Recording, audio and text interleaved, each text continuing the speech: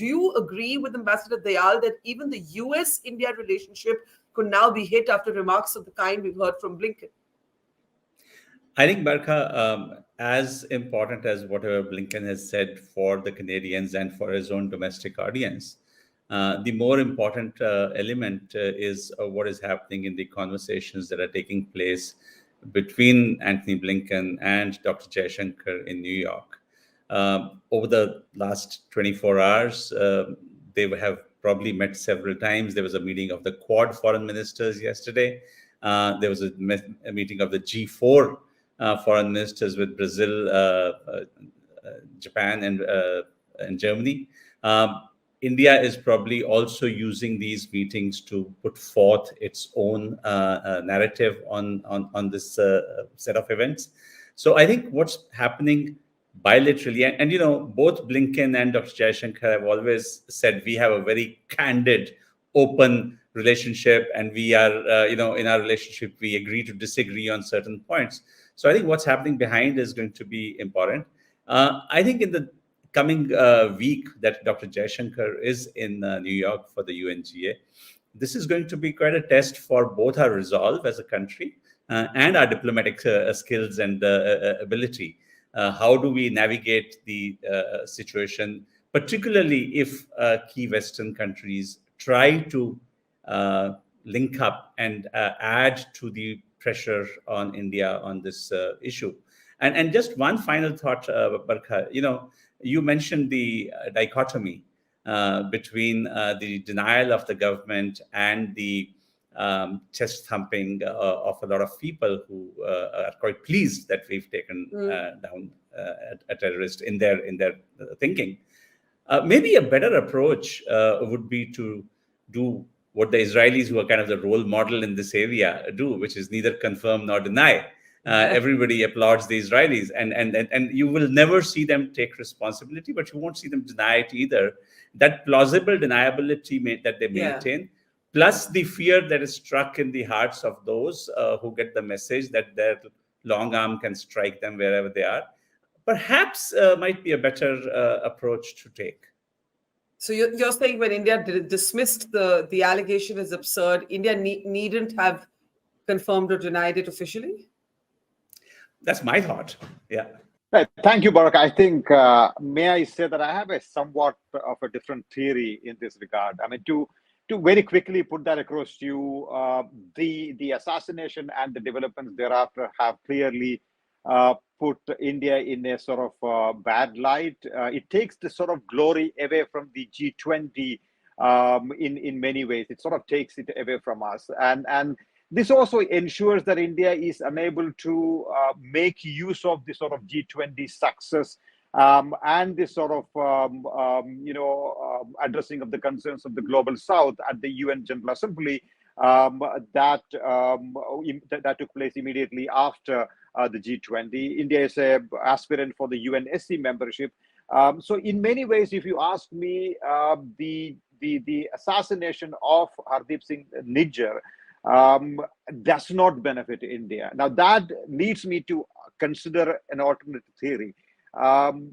If this does not help India's national interest, India's standing in the international system, who does this benefit? So did somebody else actually do it and sort of knowing fully well that some people within the BJP might actually take credit and make the argument that, humne ghar mein ghuske mara hai, that kind of rhetoric.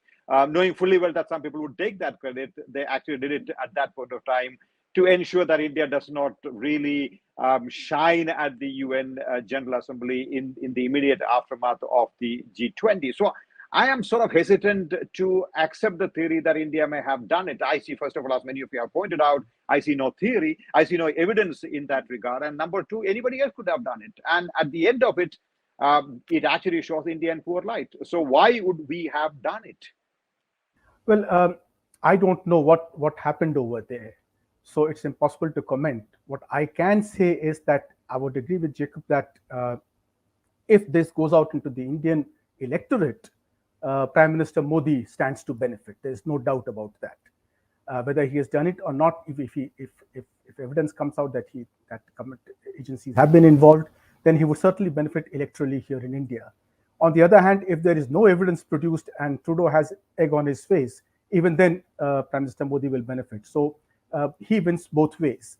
But That's right. I would agree with the other point made by Blinken the other day that India should cooperate with Canada in this investigation. And there's one particular reason for it, and that is that Canada's record in dealing with terrorism based in Canada has been extremely poor. The other day, you had a person who was victim of the Air India tragedy, and he referred to this John Major Commission report. Yeah. I went through this report. This report is a severe indictment of the Canadian government, of the investigation that took place. It was a cover-up. It wasn't even a sloppy inquiry.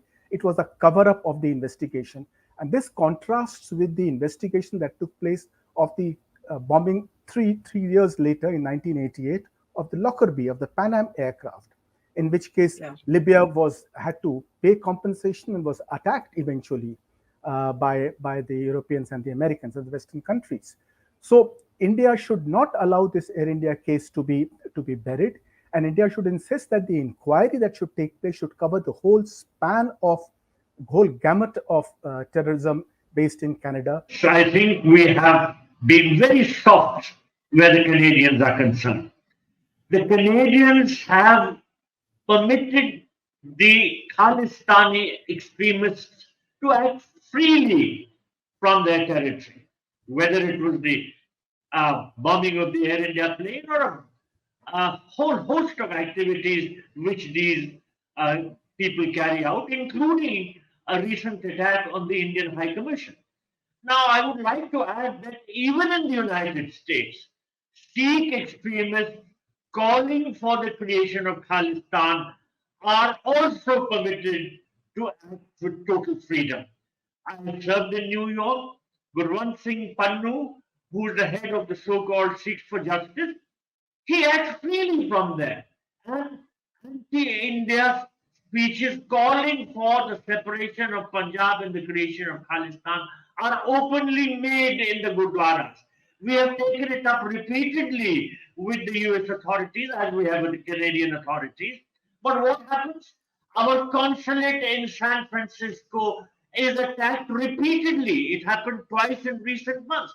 So both the United States and Canada are guilty where the abetment of Khalistani activities is concerned. Now, for Tony Blinken to say that India should cooperate is something like the pot calling the kettle black.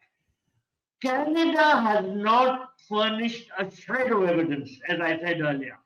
And instead of asking the Canadians to give some proof, he is saying that no, India should cooperate with Canada for pursuit of this matter.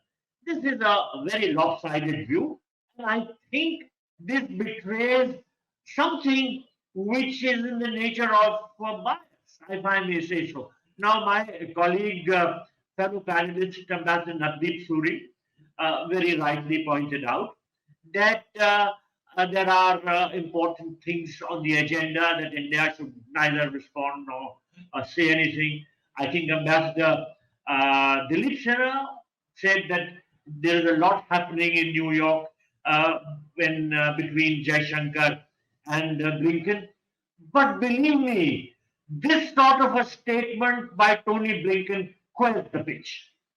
India has done everything possible to create trust in the United States. We have slowly but steadily built a strategic partnership.